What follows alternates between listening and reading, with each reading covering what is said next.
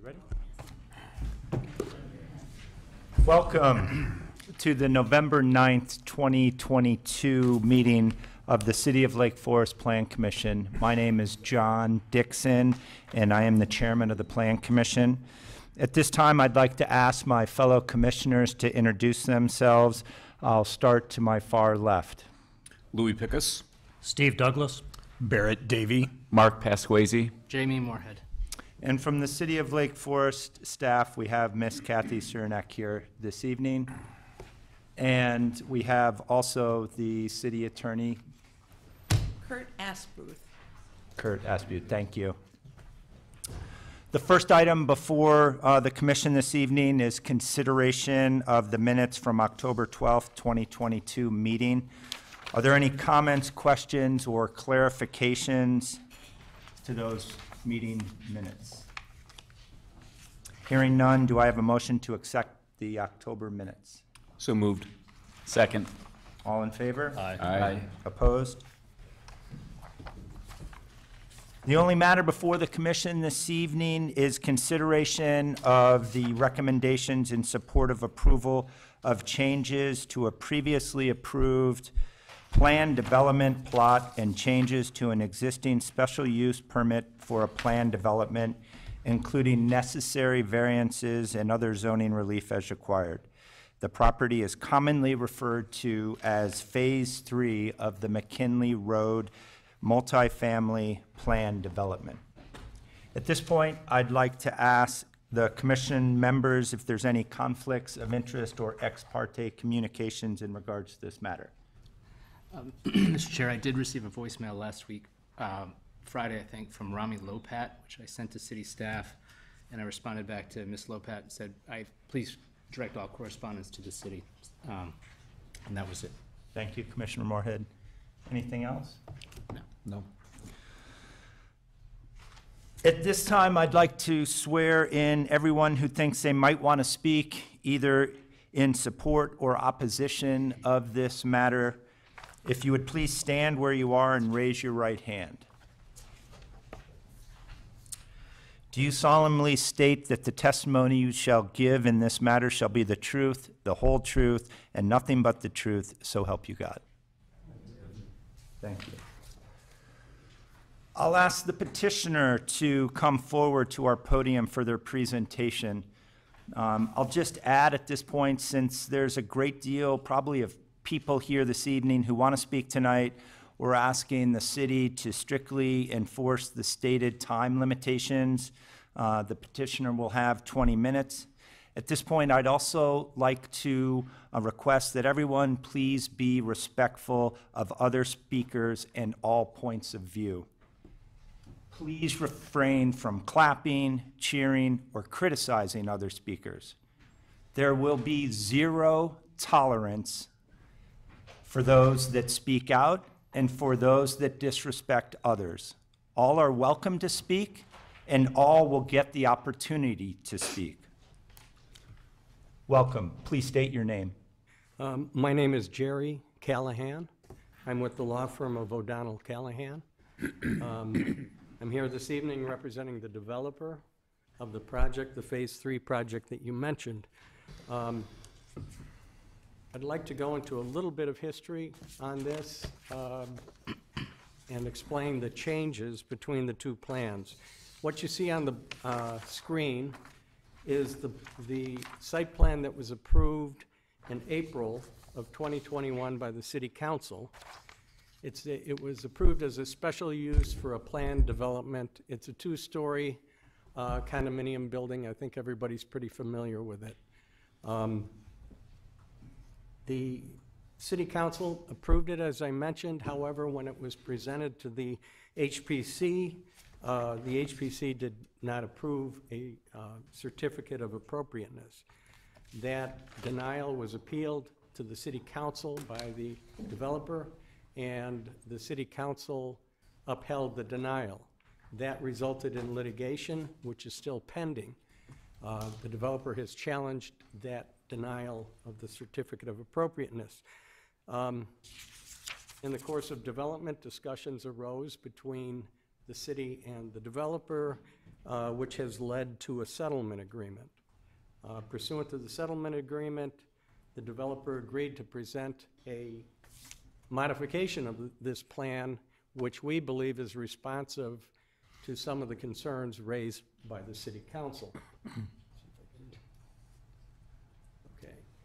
The new plan is on the board. Now, you can see on the right side, the building that's oriented north to south, that's Phase 3.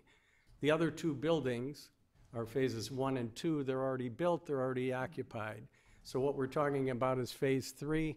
As you can see, there is still a condominium building. It's been moved back from Westminster, I think 56 feet from where it was previously.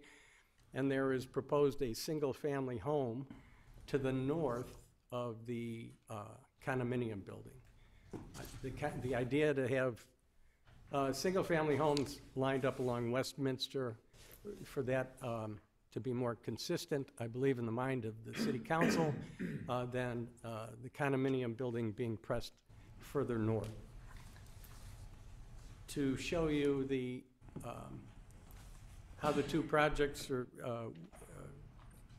would compare to each other, the red outline is the building that was originally, the footprint of the building that was originally approved. It's superimposed on the plan that we are presenting this evening. So we're asking that this be approved. It does not improve the number or increase the number of dwelling units. It still would max out at 8, may not be 8, but that would be the maximum. There would be a single-family home on the north side, as mentioned. The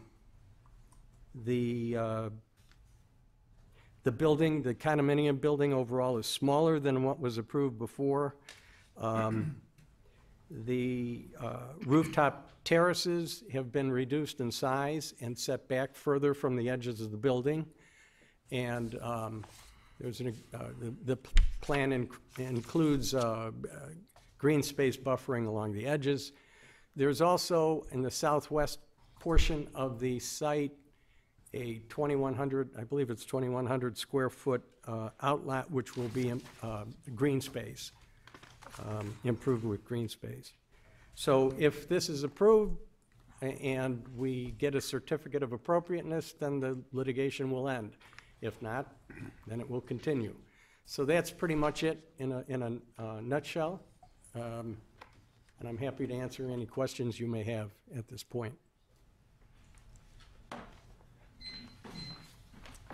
Thank you, Mr. Callahan. We'll turn to, at this point, we'll turn to the city for any identification of issues by city staff. Thank you, Chairman Dixon, members of the Plan Commission. This development has a lot of history, but what you're focused on tonight is the modified plan, which was just shown by Mr. Callahan. You have all seen a copy of the settlement agreement that was approved several weeks ago by the City Council in a 6-to-1 vote. The settlement agreement has a number of provisions. The settlement agreement itself is under the purview of the City Council. That agreement is not under the Plan Commission's purview. What is under your purview, again, is the modified site plan. The City Council in 2021 approved a special use permit, and as exhibits to the special use permit, there was a site plan that included a single condominium building, which you have in your packet, and was shown a few moments ago on the screen. As part of the settlement discussions, the petitioners put forward this modified plan. The changes include, instead of just a single condominium building, there are now 2 buildings on the site that would comprise the 3rd phase of the McKinley multifamily development. A condominium building, which is shorter and a bit smaller than the one previously proposed, and a single-family home that fronts on Westminster. This plan was presented by the petitioners in response to concerns that were heard throughout the previous discussions about the condominium building as prominently located on the streetscape of Westminster, not being consistent with the neighborhood, with the historic district, with the single-family homes to the east and to the north. So the basic changes, you have the addition of a single-family residential home on the Westminster streetscape. You have 2 buildings instead of 1. The condominium building has gotten a bit smaller. The number of units, the number of maximum units will not change. It is possible that there would be fewer than 8 totally in Phase 3. The green space previously located south of the condominium building is shifted to the west, in shifting the condominium building away from Westminster to accommodate the single-family home. That green space was lost directly south of the condominium, so there's a commitment to retain the green space that is located just to the west. Again, the plan is before you tonight for a recommendation from the commission to the city council, and that recommendation would be, if you desire to do so, to amend or not amend the special use permit to incorporate the modified plan. And I would be happy to answer any questions. Let me just note, you did receive several pieces of correspondence. The city did do direct mailings using the previous interested parties list. So there were direct mailed notices sent to over 100 addresses within the city. In addition, the legal notice was done, and the agenda was posted at various public locations and on the city's website. Thank you, Mr. Chairman. Thank you. Are there questions or requests for clarification from commission members to either the petitioner or staff? I'll start on my far right with Commissioner Moorhead. Thank you. I have a handful of questions. First for city staff. Since it's been a while, can you just briefly explain why a special use permit is needed for a planned development? Sure. This is a multi-family planned development. Planned developments can incorporate several properties, can incorporate various uses, and special use permits are required in the code for planned developments.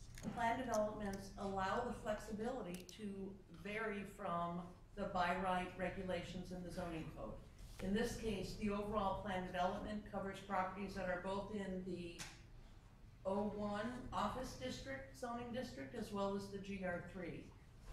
So the overall density of the planned development site, the area within the planned development boundary, can be adjusted to cover that site. So a special use permit is required because it is required in the code for planned developments, which this is. Okay, thank you. In our last, I think it was our last hearing back in March of 2021, there was a rezoning matter for that 37-foot parcel. Just to clarify, that matter has been approved by the city council and is done and is not up for consideration tonight, correct? Correct. Okay. As part of the planned development process, are we required to review any variances in relation to setbacks or anything else of that nature in this, or is that incorporated within the planned development? Variances from the by right requirements in the zoning code for specific zoning districts can be granted through the planned development process. So it does not have to be a separate variance process. The plat of planned development can incorporate those changes. Okay, do we have to find a finding of hardship then if we do that as part of the variance evaluation, or no? So no, basically the variance is being approved as part of this overall planned development. So this hearing process is incorporating the consideration of those requested departures from standards as part of that PD. So the PD process in that special use is the only one that's really before this board. The variances are basically incorporated as part of that PD. Okay, thank you. Another one for city staff. In section 159.047, I think, I'm looking at my notes. I think I have that right. I don't have the statute or the code in front of me. But sections B and C are the design criterias for a planned multifamily development. I think I have that right, more or less. My question is, and you can go into as much detail as you want, but broadly speaking, does this plan development satisfy the design standards within that section or other relevant sections of the code? Based on the staff evaluation, it does satisfy those standards, and again, looking at this as the third phase of the overall plan development, we believe that it does satisfy those standards. Certainly, the plan commission is obligated to consider that as well. Okay. In your staff report, you go through the special use criteria, and there was, I don't think you just referenced this. If you did, my apologies, but there was one that was, criteria that was missing. It's section 159.045 E2G. And then you gave us that in writing with your analysis. I'm saying this just to incorporate it into the record, but also, is there anything you want to say? Do you want to speak to this at all? Yes, you received a letter from Ms. Lopat this afternoon. She did correctly identify that I missed one of the criteria. It was inadvertent, it certainly wasn't intentional. I did address that, and that is at your places tonight. And that criteria speaks to the fact that developments must abide by other regulations in the zoning districts other than special approvals that are granted through the special use permit. Thank you. In your staff report, I was looking for this section, I don't have it in front of me. You're going through the special use criteria. One of the criteria is generally whether it substantially impairs property values.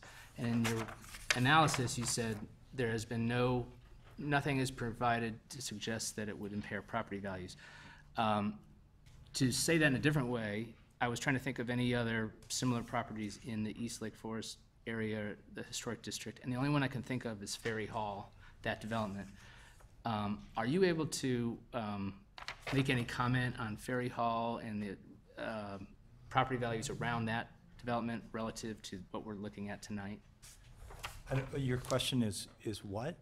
The criteria for the special use is that it will not among other things, will not substantially impair property values. And the staff report says, hold on one second.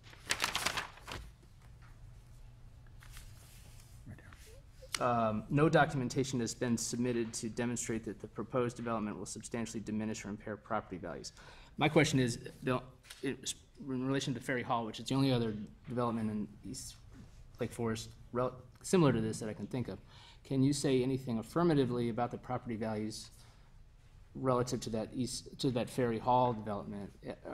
Were they impaired when the development happened, or just for comparison? I can speak generally to the current condition.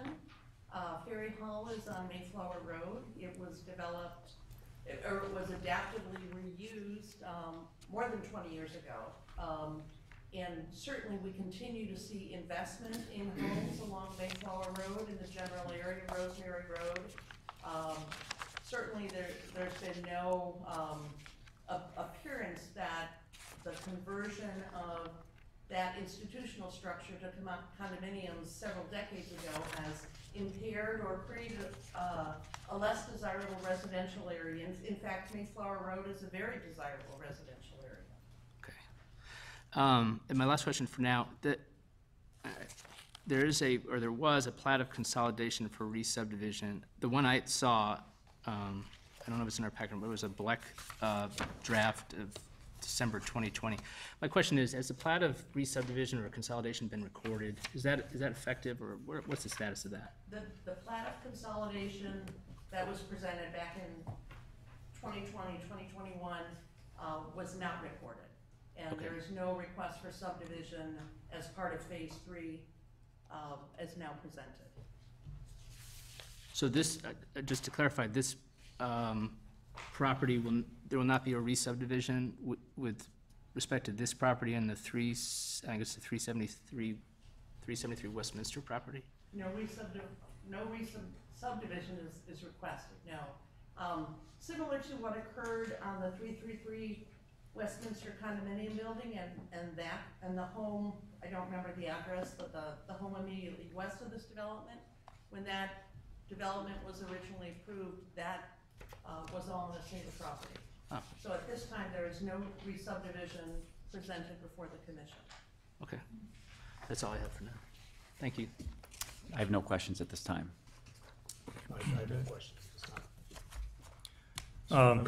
Just to clarify on the number of units, does the maximum of 8 units include the single-family home? It does, yes. Okay. That's all I have right now, thanks. A couple of questions. One is, we're, excuse me, there's a settlement agreement in place which prompted this meeting. As a result of this meeting, do we have to do a vote, like up or down? Like, is that a requirement for why we're here today? There is no requirement in the settlement agreement, no. There's Okay. an estimated timeline for consideration that was included as part of that settlement agreement that included this hearing tonight. Okay. And then there is an estimated date of December 5th, if I remember correctly, for the city council's consideration. So that is included in the settlement. Okay. Second question. This site, the site of this building is in the historic district, correct? Is your microphone on? Yeah. Oh. Fine, it was me. This building site is in the historic district, correct? It is, But the other two are not. correct. So does that make consideration of this plan different than the other two, what it went through, or do we all consider it one plan development, so criteria are the same no matter what? From the Plan Commission's perspective, it is one plan development. The piece that's different is that the first two buildings were under the jurisdiction of the Building Review Board, and any structures on this Phase 3 parcel, which is within the historic district, will be under the jurisdiction of the Historic Preservation Commission. So that's strictly from maybe a design building material standpoint. Correct, We're here to evaluate based on the criteria for special use correct, or plan development. Okay. correct. Thank you. That's all I had. I have a couple of questions for the petitioner first, and maybe Mr. Callahan, you can answer some of these questions. So, and this may raise some of the concerns from some of the neighbors that were raised previously at various meetings, including the city council meeting. So if the petition is approved this evening, what assurances or guarantees will the petitioner give or make to make sure that a house will be built on the north end of Lot 361 Westminster and not a condominium? I think the way that the commission can recommend and the city council can approve is, and we've given this some thought, is one way to do it would be as a condition to a certificate of occupancy for the condo building. The foundation has to be on the house, something like that, so you know the house is going to be there. That would be one way to do it. Okay, thank you. I have a couple of more questions. If the petition is approved this evening, what assurances will the petitioner provide that there'll be no work performed on Sunday? Again, these were some of the questions that have come from some of the neighbors. That could be a condition on the special use. Okay. And since there's been a great deal of what is, known as construction fatigue, will the petitioner commit or go out of its way to ensure that the neighbors will have as minimal an impact as possible, again, if this project goes through? Sure. I mean, the objective is to make this as unintrusive as possible. It is going to be a construction project, but we'll work with the city, as you always have to when you're doing a construction project, to make sure we follow any guidelines they provide. And again, if this petition is approved this evening, what assurances will the petitioner give that the staging and work site, similar to the previous question, will be kept neat and as orderly as possible there on West Spencer. Absolutely. They're going to want to make sure, I mean, given everything that's happened, the developer is extremely interested in making sure that this whole project goes smoothly. And then my last question, can the petitioner speak to the landscaping specifically to the south and east of 715 McKinley Lot? Because there's been some concern from the neighbors about the screening between the condo and the eastern edge of that lot line. Do you have-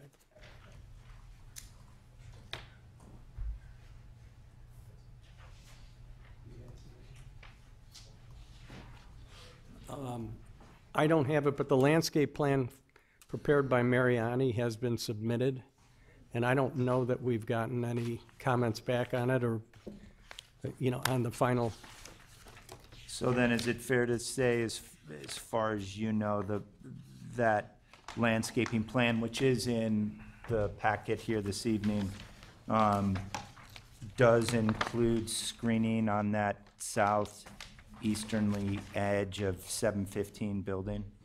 Yeah, I mean, you can see if you go to the last page, Phase 3 Site Plan McKinley Road Development,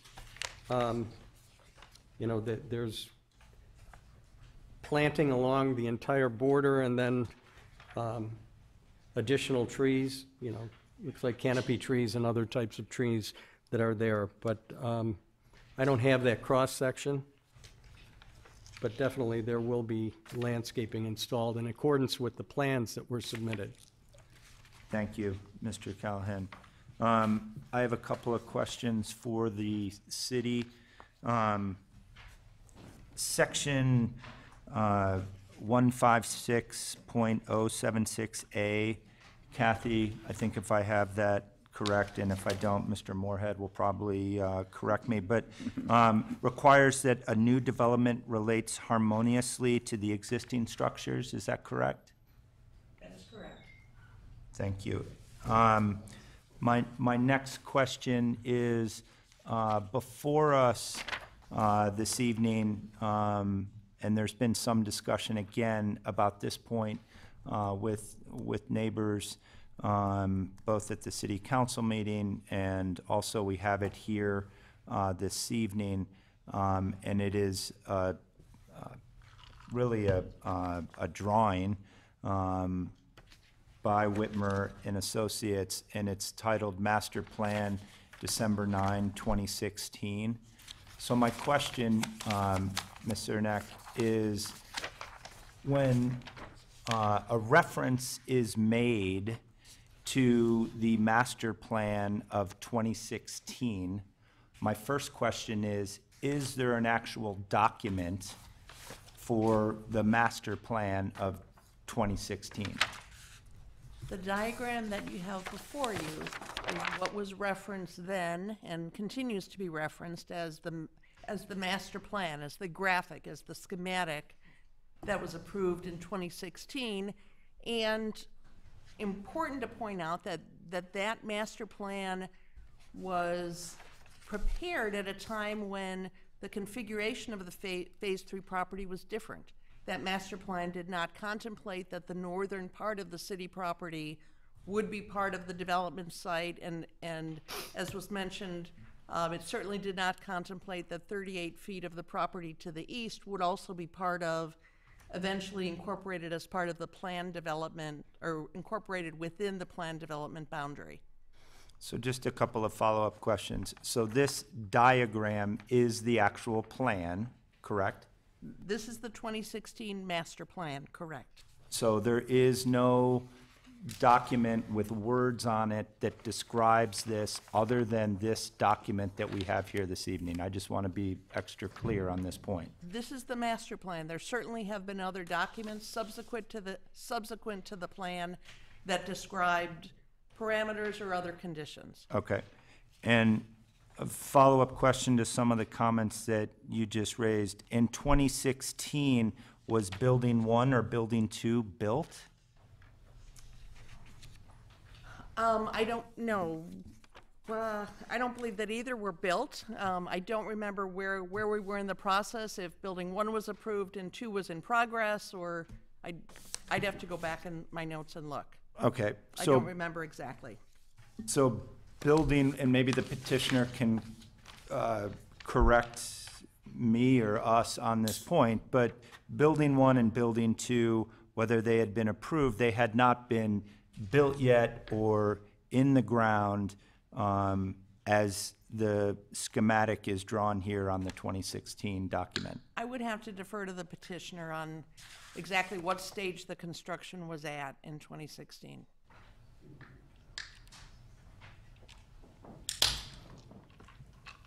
I don't have the exact date, but we don't think they were built in 2016. Okay, and certainly just looking at the schematics that we have here this evening, and just looking at building 2 versus this document here of the 2016 plan, building 2 is completely in a different configuration than it is on the 2016 plan, correct? Correct. I can assure you that building 2 was not constructed because, in fact, that's another piece of this master plan that evolved because a portion of the adjacent property to the south, previously owned by the church, I believe 30 feet of that property, today is incorporated within the plan development boundary. That house previously owned by the church was since demolished. So at the time this was approved, certainly building 2 was not constructed. I don't know for sure what the status of building 1 was. Okay, thank you. I have no other questions. Any other questions from any other of the commissioners? Actually, Mr. Chairman, I do have a question. Please. For the petitioner, looking at the building elevations, looks like the proposed condo building is 28 feet from grade to the top of the parapet wall, and on the single-family house, it's 29 feet from grade to the top of the roof line. What's the, obviously, it's not a flat site, what's the finished grade difference between where the condo building is and where the house is?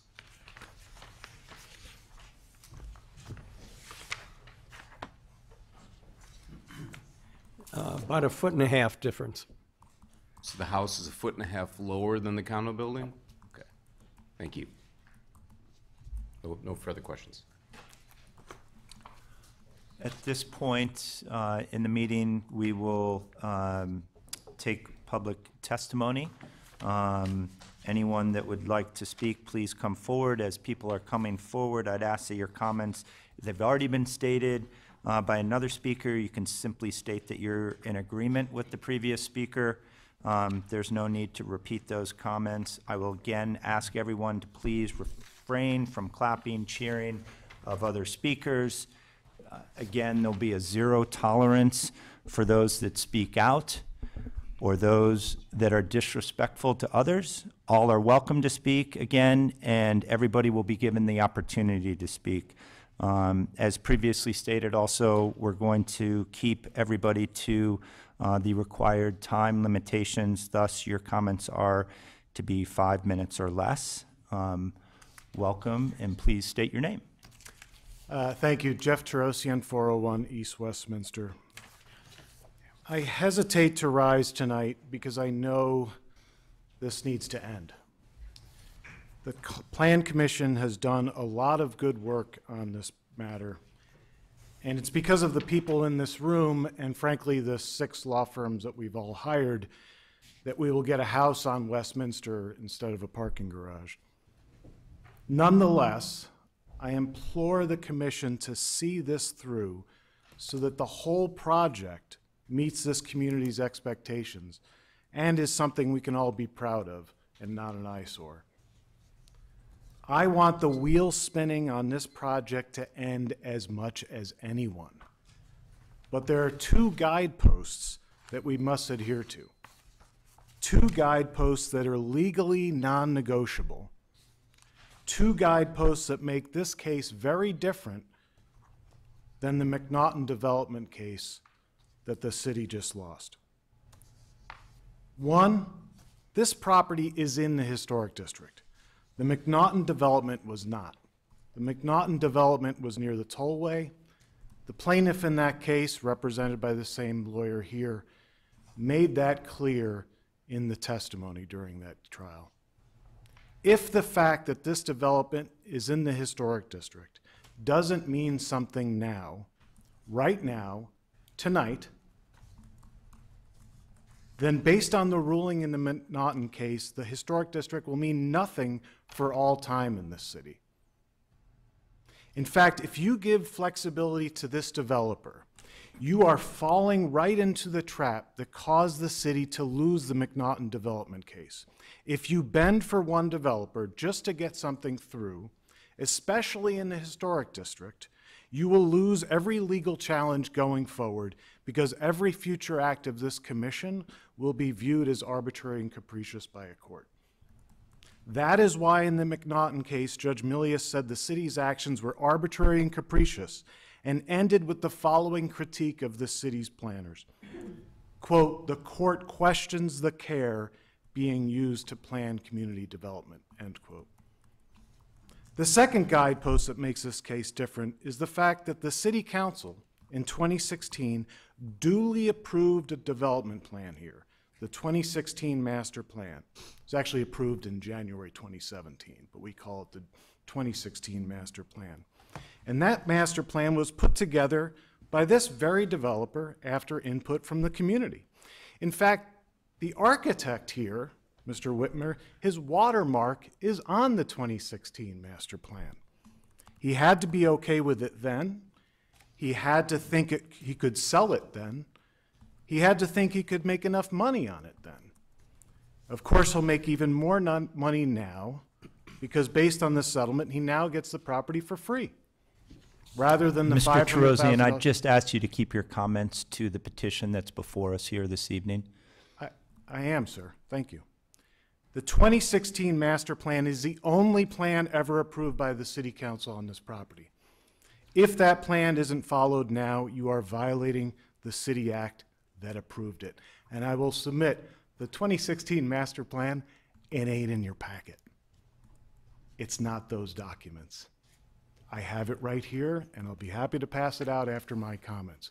This is the 2016 master plan.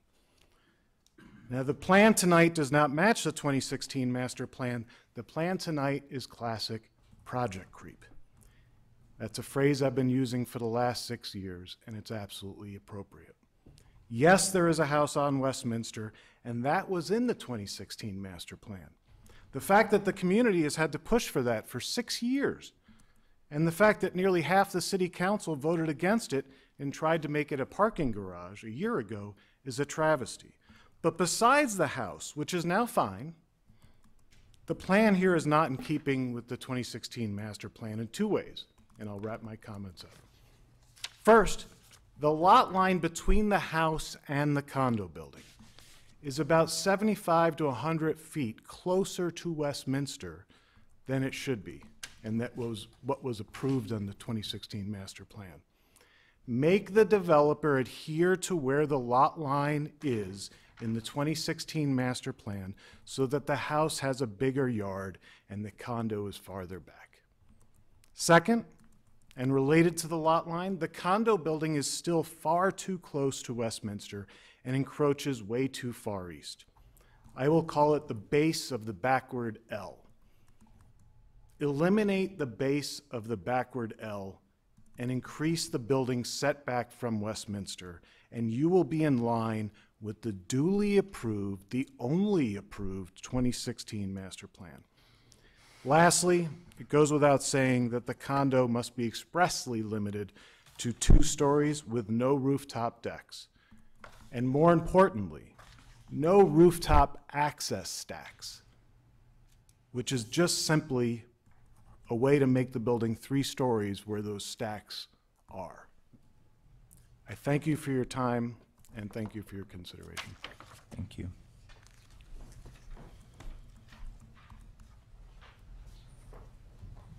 Are there others, please?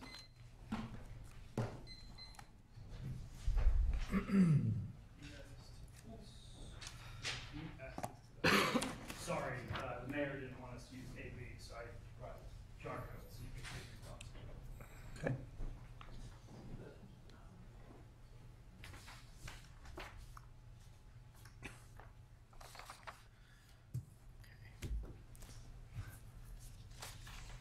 Can you state your name for the record and your address, please? Yeah, hey, Reed Daly, 385 East Westminster. And sorry for not bringing my computer. This is how I was told to do it last time. What I've done is put together a presentation that just walks through the changing from the 2016 master plan, the 2021, and the 2022 plan. I will note that the documents we received probably 4 or 5 weeks ago are slightly different than the package we've seen today. The property does move further back towards the library. It also encroaches closer to my property line. In the latest rendering, there is now a patio area directly against where the L kind of meets. There was also no mention of third-story rooftops, and make sure you recognize that is a third story that oversees my property in terms of look and feel. When I purchased my home in 2016, there was a building there that was, we knew that was going to be demolished. There was the historic building. We saw the master plans coming. But when we were purchasing our home in the historic district, we were told that it was going to be a series of townhomes. So you can believe me when I tell you that when I had a homeowner evaluation come by and say, what is this going to do to impact my home value, they said, what are you going to do? You're going to get a house? And I pointed to the 2 large buildings that are there, and they go, yeah, work harder. You're going to lose a lot of money. So I would like to ask the city to evaluate or pay for a study for the impact on property value. I think Kathy's comment earlier is in a different part of town. I'd be very interested in the historic district. I was quoted, but not in writing, roughly $200,000 minimum would be the impact to my home. As well as lighting, impact for sound from the air conditioning units, and then light exposure. So not only will this block the sunlight, but you'll notice in my presentation on slide number 12, you'll start to see the fact that I'm going to now have roughly 36 windows and big screen TVs. So if you're going to pay that much money for a condo, you're going to put in a very nice high definition TV and bright lights. So you guys can come by my property in the evening time. It is like Christmas every day out there. And those buildings are set back. This is not even the closer one. Imagine you're going to have a whole L engulfing my property.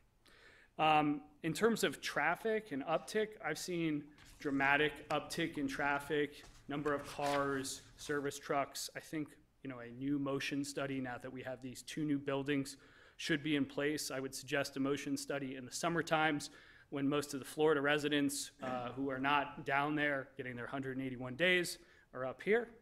I will also notice the fact that if this is approved, I would like the city to kind of consider that I will be putting my hat in a ring for a garage unit that is also 3 stories to block my property from theirs to give my family some privacy. These are things that I'm just mentioning in terms of the transition from the 2 buildings that I get are in the commercial district to the historic district. Thank you guys for your time. Appreciate it. Thank you.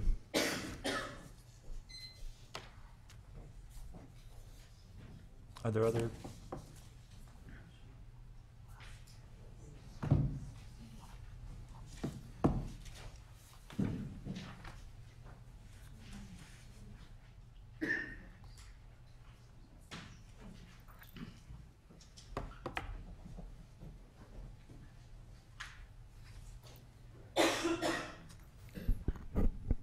Good evening. Good evening. I'm Sally Downey, 475 East Westminster. I just want to take a sec. Each one of you will have 3 pieces of paper, and it will help to look at them as I'm referring to certain issues within this condominium. I'm happy to see, good evening, and I was very happy to see you take notes at the recent City Council meeting, Chairman Dixon, because it was important that you and others heard the mayor and other aldermen clearly state that the Plan and HPC Commission should not feel rushed and should work the process. I'm here before you tonight to highlight 2 objections to this plan. Number 1 is the distance between condo buildings and single-family homes. The Plan Commission has traditionally done a great job of providing significant distance between condos and neighboring single-family homes so that the condos don't overpower or impose on the privacy of the homes. We have some examples for you. On Oakwood Avenue, there are several condominiums on the street, and there is between about 135 feet between the southernmost condo and the historic house on Oakwood and Vine Avenue, and about 160 feet between the condo and the homes across the street. You'll also see a page that references Western and Laurel Avenue. There's several condominiums on Laurel and 2 on Western. The Whitmer design condominiums on the corner of Western and Woodland Road are about 119 feet from the Atteridge Road homes just south of them. And the Laurel Avenue condominiums, which are tucked away from the street, are about 119 feet from the Atteridge houses as well. Even the closest garage is over 70 feet away. For Condo 3, the current plan, according to my husband's and my calculations, are to have less than 30 feet between the condo and the proposed home fronting Westminster, and around 30 feet between the condo and the proposed home on the Donovan property that Mr. Altunian purchased. The condo will also be about 60 feet from Lardino's house that's attached to 333 Westminster, and 72 feet from the Daly's home. Mr. Daly just spoke to you. Both homes are located in the historic district. Rooftop use. Other than the developer's 2 McKinley condos, which are not in the historic district and were therefore held to different building standards, no other developments in the city have rooftop living space, and there are no ordinances for rooftop use beyond mechanicals.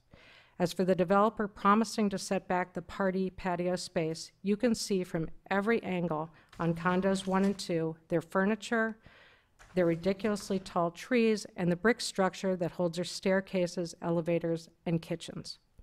Please do your job. This is not a continuance, but a larger building with new setbacks, rooftop terraces, and no attempt at fitting in architecturally with anything besides the first 2 condominiums. If you and HPC follow the guidelines, we will have an appropriate scaled building and house of which we can all be proud. Thank you very much. Thank you.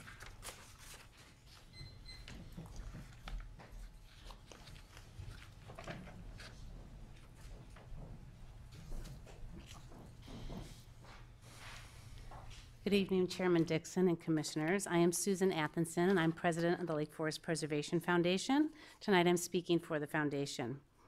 Earlier today, the Foundation sent you our opinion regarding the proposed special use permit for Phase 3 of the McKinley Road development. It was quite lengthy, so I will try and summarize it for you.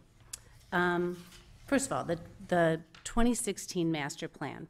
When we refer to that, we refer to this document that was in one of the Plan Commission's packets back in, this one is from March 10th, 2021. And it says clearly at the top, Master Plan 2016/2017. So in our opinion, this is the one we're referring to as the master plan.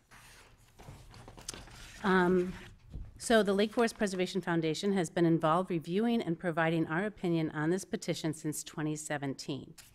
In late 2016, early 2017, this commission approved what most refer to as a 2016 master plan. This master plan was a good compromise and achieved at least 2 objectives important to the community and all parties involved, including the neighbors, the developer, and the city. It provided for a single-family home facing Westminster and a small multi-family building behind the home and tucked behind buildings 1 and 2. All the problems with this Phase 3 development started when the developer sought to deviate from the 2016 master plan and incrementally grow the condo buildings. The Lake Forest Preservation Foundation believes many of the problems with this development would be solved by going back and adhering to the layout of the 2016 master plan, which all parties were able to live with. The special use permit. This petition for a special use permit does not meet the criteria set out in section 159.045E2 of the City Code, especially sections B, C, D, and F.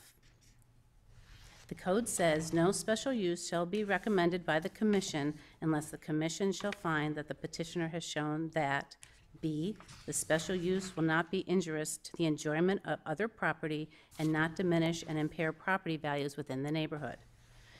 The scale, mass, and rooftop patio of the proposed condo building will overwhelm and infringe on the neighboring homes, compromising their privacy and enjoyment of their property and consequently diminishing their desirability and value. C, the special use will not negatively affect the overall character of the area. The building density and size for the lot, rooftop, outdoor living spaces, and architectural style are not in character with the surrounding historic neighborhood and will negatively impact that established character. D, the exterior architectural appearance will not be incompatible with the exterior architectural appearance of structures already constructed in the immediate neighborhood so as to cause a depreciation in property values within the neighborhood. This proposed condo building is incompatible to the surrounding historic homes in scale, mass, style, and will dominate the neighborhood and consequently disrupt the established historic character. This disruption in character will negatively impact the desirability and thus property values of the neighborhood. For zoning variances for the GR3 district, the proposed front yard setback for the proposed condo building would place it closer to Westminster than previously proposed and more visually dominate in the neighborhood. The 2016 master plan lays out appropriate setbacks to ensure the multifamily home is tucked in behind the existing buildings 1 and 2 and does not dominate the historic Westminster streetscape. Our recommendations include redesign Building 3 to follow the guidelines of the 2016 master plan in scale, mass, setbacks, and more architecturally compatible with the historic Westminster neighborhood. Eliminate the rooftop outdoor living space, which is incompatible with the neighborhood and infringes on privacy. Design a roof for the condo building that is more residential in style to transition from the industrial style of buildings 1 and 2 to the Westminster single-family homes. Substantially upgrade the amount of landscaping on the east side of the property to screen the neighbors. Relocate the underground garage entrance to line up with the McKinley Road entrance and driveway and keep the traffic volume off of Westminster. In summary, the Lake Forest Preservation Foundation does not believe this petition meets the criteria to grant a special use permit, and we ask the Plan Commission to continue the petition to address these issues. I'd also like to fact that we agree with Mr. Terosian that the potential that a bad legal precedent would be set if this special use was approved by the commission. So thank you. Thank you.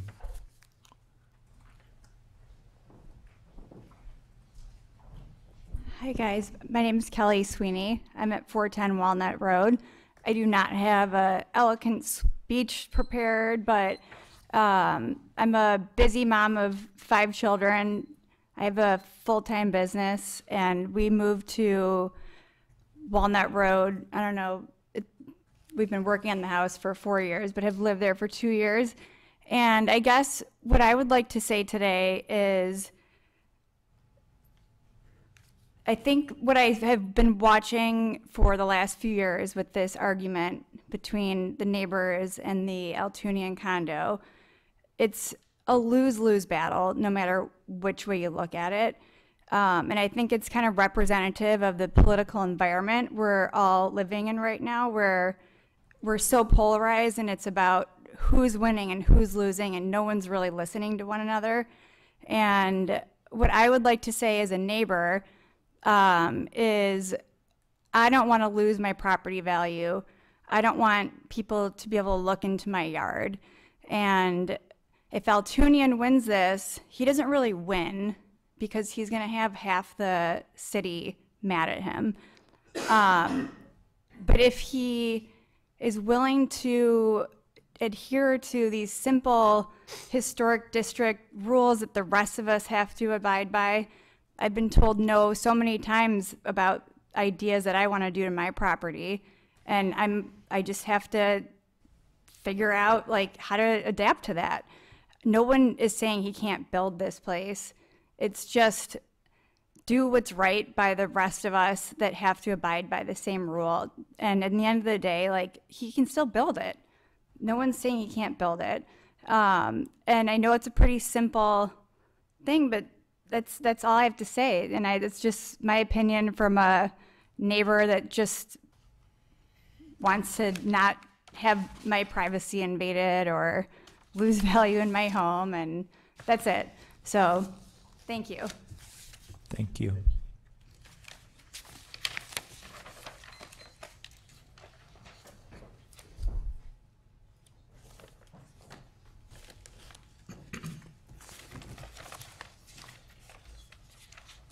My name is John Johnson. I live at 110 West Blackthorn Lane.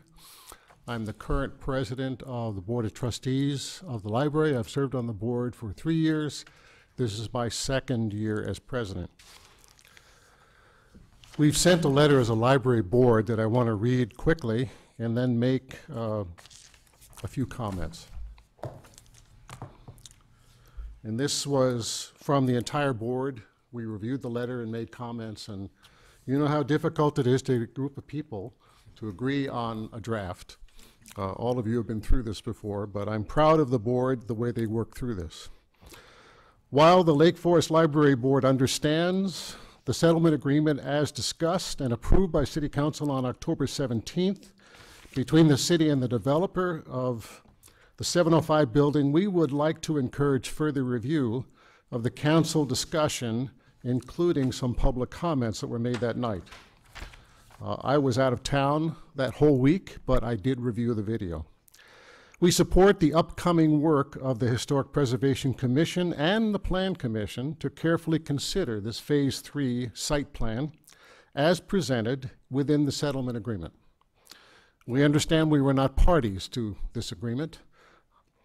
In particular, we would encourage the Plan Commission to carefully analyze and review the massing, scale, and setbacks in relation to the surrounding buildings, particularly the Church of the Covenant and the Lake Forest Library. We concur with the mayor and the city council that the Plan Commission and Historic Preservation Commission have an opportunity to influence the open space near and the pedestrian access to the library as part of the thoughtful consideration of the building. The library board is disappointed by the loss of parking spaces.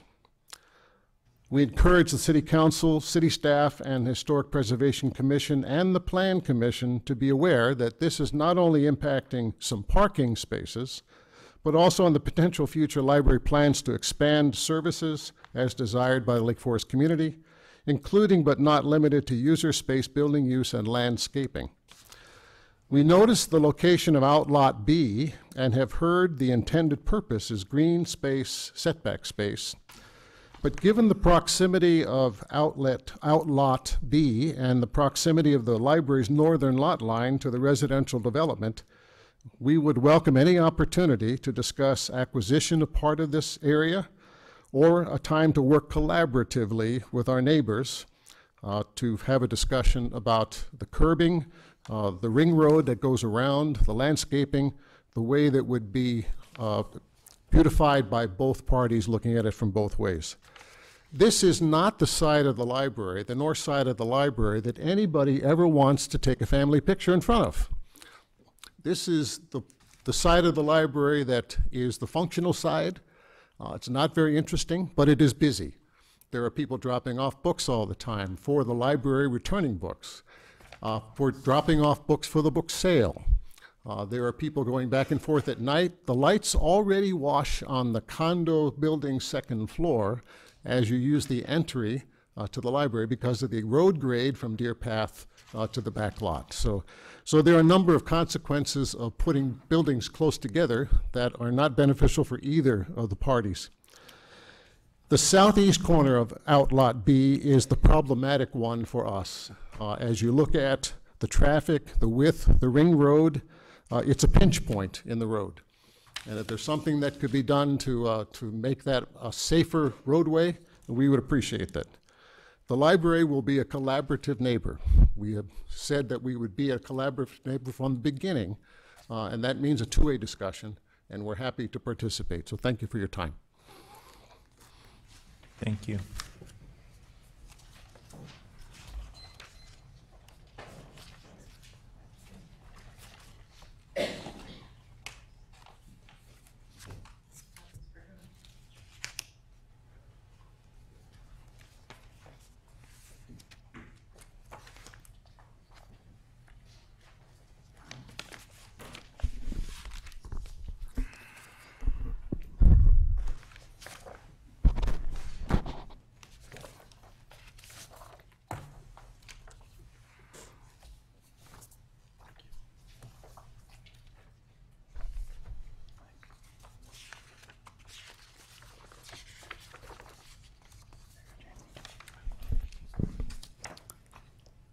Please, go ahead. Good evening.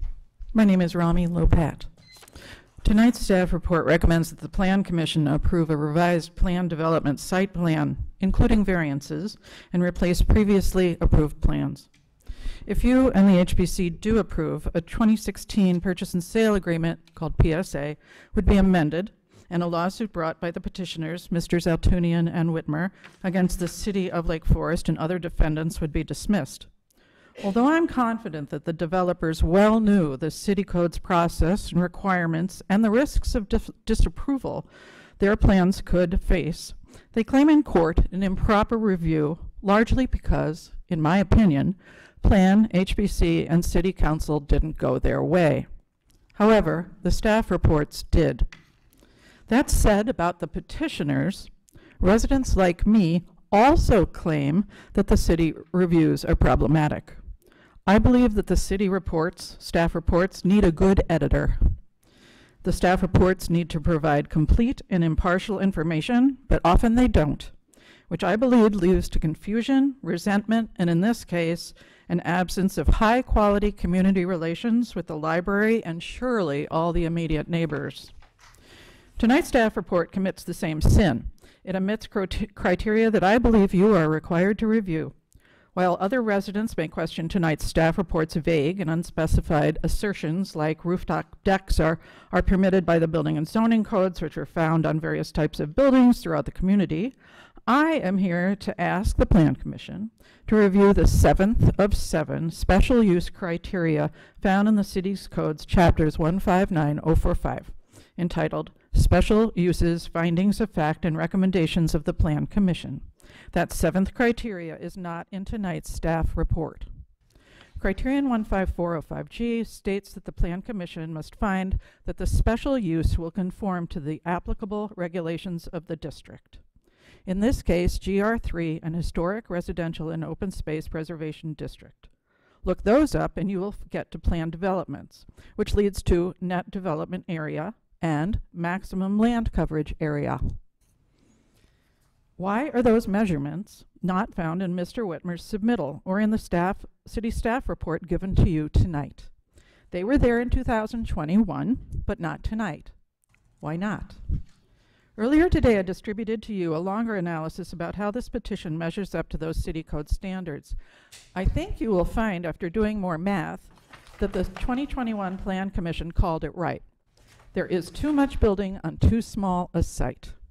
For example, in the code, 30% of the land can be devoted to buildings. By my rough estimates, 45% of the land in this revised plan will be covered by buildings. Another city code standard bases the number of allowable units on total square footage once public and private roads are subtracted. The code calls this net development area. Mr. Whitmer's 2021 submittal did not quote the code correctly and therefore did not subtract the alley from his total square footage. The staff did not catch this error. I hope the Plan Commission will make sure the number of units is correct. By the way, if my estimate is close to right, 5, not 6 or 7 units would be allowed in Condo 3. In addition, if we strictly adhere to the language of the PSA, which states that the plan development will implement the concept and general elements of the master plan, then I think that the net development area would be reduced to just 2.7 units based on the square footage of the Quinlan lot less the alley. Last, there's a 4-page section of the code devoted to reviewing special uses, demolitions, and subdivisions in our historic and open space residential district. This property lies in that district. The code, as I read it, requires the Plan Commission to consider innovative site planning solutions and adjust lot sizes and setbacks to be larger, or yes, smaller, for the purpose of protecting adjacent properties and to be compatible with the character of the ambiance of the Historic and Open Space Preservation District. In my recollection, the Plan Commission has not yet reviewed these standards. I hope you will. After the City Council remanded this petition back to you in 2021, Ms. Cerniak told you this, quote, "The Plan Commission is required to consider the criteria in the code. The code is based very much along the lines of the Sinclair and LaSalle factors, but it is important that the city adhere to the process that is established in criteria in the code. It is the code criteria that are specific criteria that the city is required to use." I'll finish in 1 sec. Those are good and clear words, but I'm here to say, please delete the language in the PSA that allows 12 to 14 units on this property, on this Condo 3 property. I believe that you will find that those numbers were arbitrary. Instead, amend the special use permit and the plan development plat and site plan only after fully researching the equations for the appropriate number of units and land coverage minimums, as well as historic and open space lot adjustment and setback requirements. However arduous and time-consuming, let the full city code, not only a staff report, define your decision. Thank you very much for your attention. Thank you.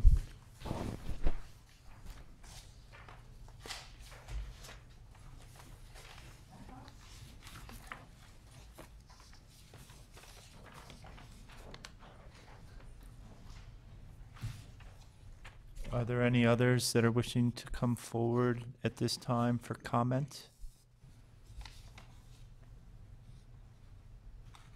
Seeing nobody else coming forward.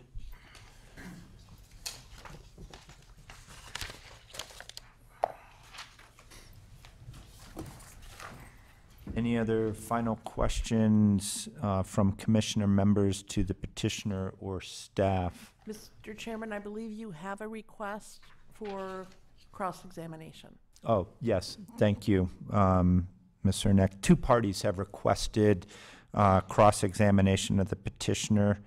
Mr. Terosian, thank you, and Ms. Rami Lopat. May I ask, is this the only time, or can we wait? This is the time to ask for the cross-examination of the petitioner, because after this, then the public testimony portion of this evening will be closed.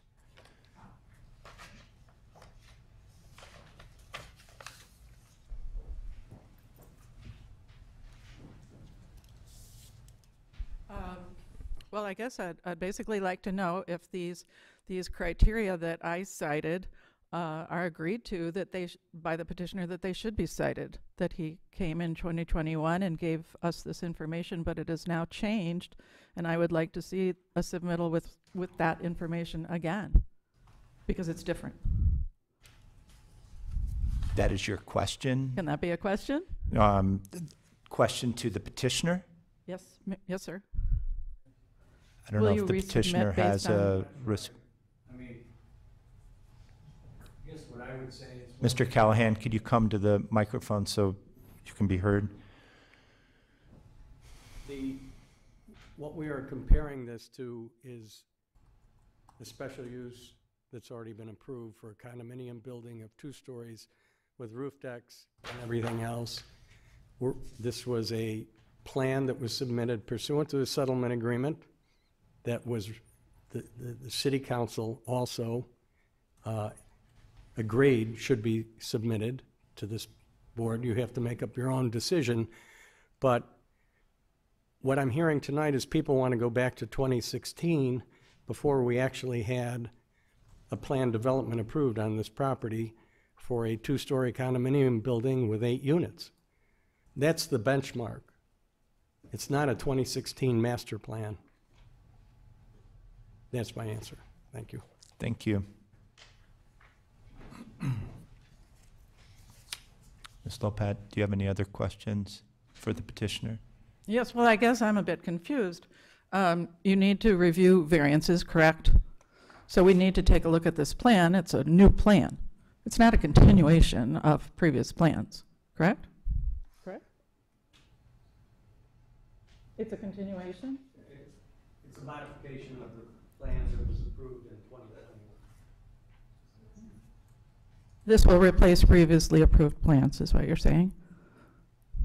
It will, unless it's not approved, in which case the plan that was approved in 2021 will remain with an 8-unit condominium. All right, and the settlement, this plan here, are you expecting that the plan commission will go through all the criteria that I cited? I can't speak for that. I'm going to have to object in point of order. This is cross-examination of the petitioner, not a council making argument. I had made a request to cross-examine the petitioner. I waived that right. Ms. Lopat did not waive that right and is asking questions of the petitioner. The only proper way for this to proceed is for the petitioner, Mr. Whitmer, to respond to the questions, not council making argument. Thank you, Mr. Terosian. I believe that Mr. Callahan is speaking for the petitioner this evening, and Mr. Callahan, you can address that. If you can please come to the microphone. The petitioner did not testify. There can't be cross-examination unless he testified. I disagree. The right of cross-examination is in the rules. It was requested by Ms. Lopat, and in the statement for the packet, it is cross-examination of the petitioner. There is no purpose to cross-examine the lawyer, and I am a lawyer. Sure. So I can tell you there's no purpose to cross-examine this petitioner. Thank you, Mr. Terosian. I'm going to turn to the city attorney. Yes, Mr. Callahan is under oath and has been representing the petitioner, so he's the one that has testified here. He is the one that would be subject to cross-examination. Thank you. I guess, okay. I would like to know what the total square footage, what the total square footage of the alley is.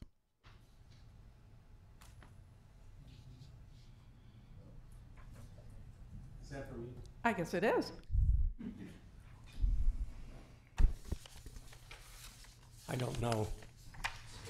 You might as well stay here. Do you agree with the city code that the alley is not supposed to be included in the square footage of the net development area? I haven't reviewed that section of the city code. Will your client provide the square footages of all the lots and the building and the dimensions of same for us? They're all of the square footages are in the plans. No, They can be calculated. All the dimensions are in there. No, I'm sorry. I'd like to know what the dimension of the total dimension, the length of that condo 3 is. Actually, it's not on the plan. Those plans have been submitted and are part of I have them. Could you tell me? the square footage of those plans. They're in the, Should be right there. I don't have the square footage. Uh-huh. Okay, well, I would Unless the very much staff like, unless that's in the staff report, the square footage.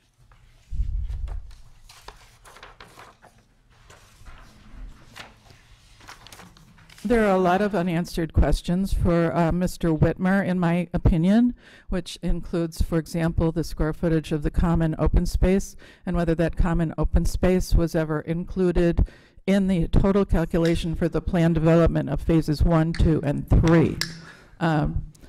So I have a lot of specific questions for you all, for the staff, or for the petitioner. I don't quite know how to get answers, but I sure would like to see you get the answers for us. Thank you. I'll call it a night. Thank you. Thank you.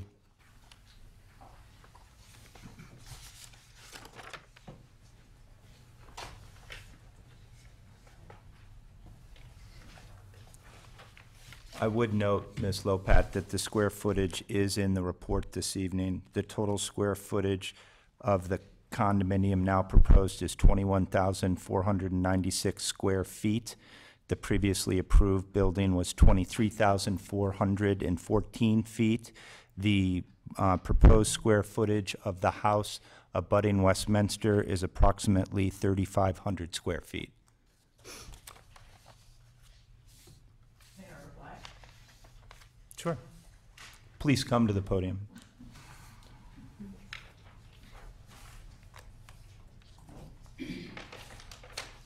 Oh,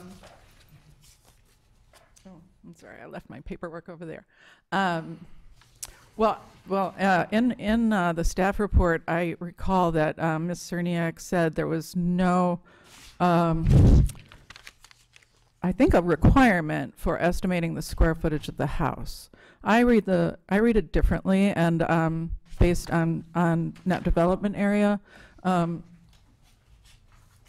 when I backed into those numbers, for example, I saw a limitation on that house at approximately 3,500, no, 3,500 is your number, 3,000 feet. And I think that's an important number because you have to figure out the total square footage of buildings on these lots. So we do need to know those numbers, and they need to be specific, and that's why I'm asking. In addition, Ms. Cerniak reported a number that wasn't the same number previously for condo 3. I think she's reporting it as smaller than Mr. Whitmer reported it last year. So, you know, I'm sorry, but I've watched this process for 6 years, and I've tried to look at these numbers and stay consistent. I'm trying to help you. I gave you a reference guide to try and find some of these things out and put them in order and make it consistent. I'm failing badly. I really need your help on this.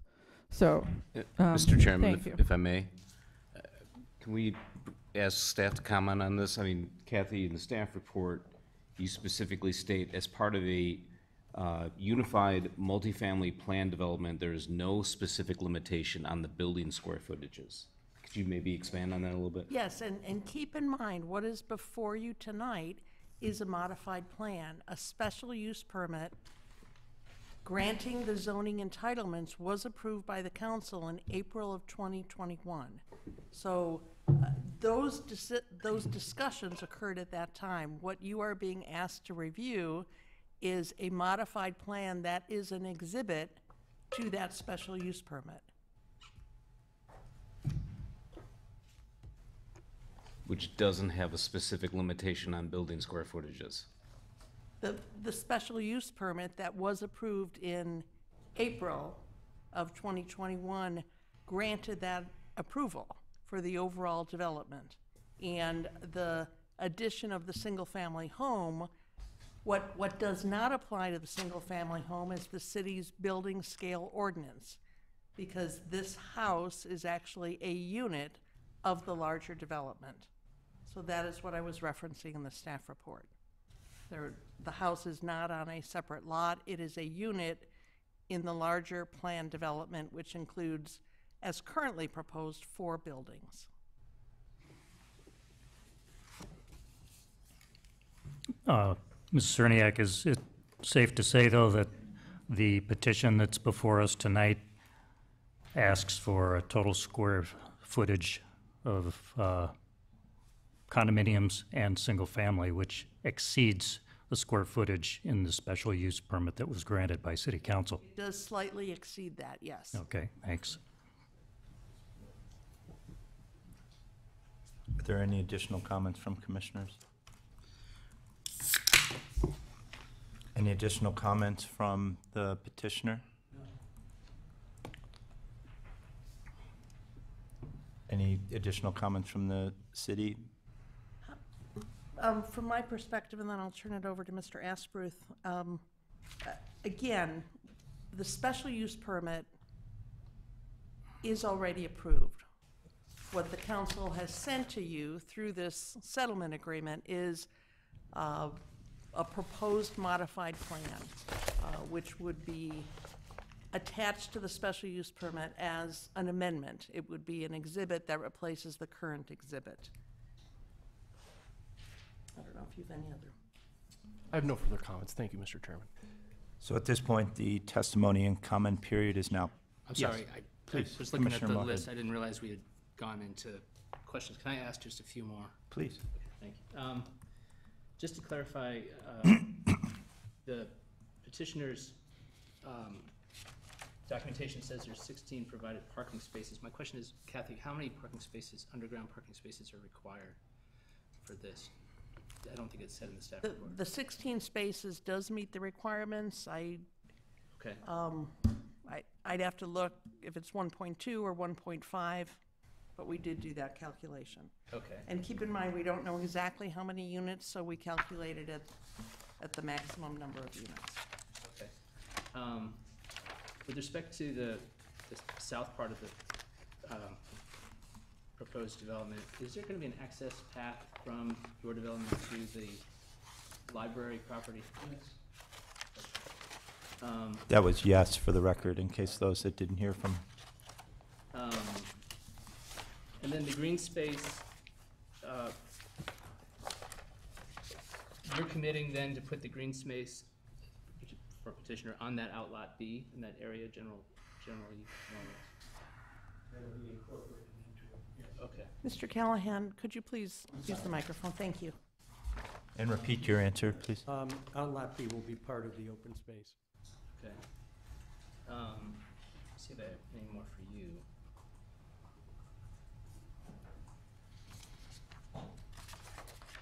That's all I have for you, sir. Staff, with respect to the building 4, the house, who is going to decide what size is appropriate for that? Is it the Historic Preservation Commission in terms of mass? The footprint of the house is established by the modified plan that is in front of you. The Historic Preservation Commission will consider the overall mass, the design elements, the exterior materials, and an overall landscape plan. Okay. And as stated right now, if I could just interject, Commissioner Moorhead, on that point, it's 3,500 square feet, the house? Ms. Cernak, is that correct? As proposed? Yeah. As currently listed in the staff Yes. report. Approximately. The landscape plan that was submitted by petitioner doesn't show any landscape proposed on the roof, although there is an overhead of proposed landscaping, and I note on the east elevation of the landscape, I think this is the landscape plan, or maybe it's just the east elevation. The landscaping is relatively sparse, since this abuts a residential single-family home. And my question is, if we desired to have the developer petitioner increase the landscaping, what's the mechanism for doing that? Do we don't specifically call it out, or do we defer to the city arborist, or how does that work? The Historic Preservation Commission regularly looks at landscape plans. Okay. So certainly this commission could provide a recommendation to the Historic Preservation or request that consideration be given to enhancing landscaping in a certain area. Okay, and that's ultimately handled by the HPC. Correct. And the HPC often includes conditions, as does the staff report to the HPC, include conditions that speaks to landscaping. Okay.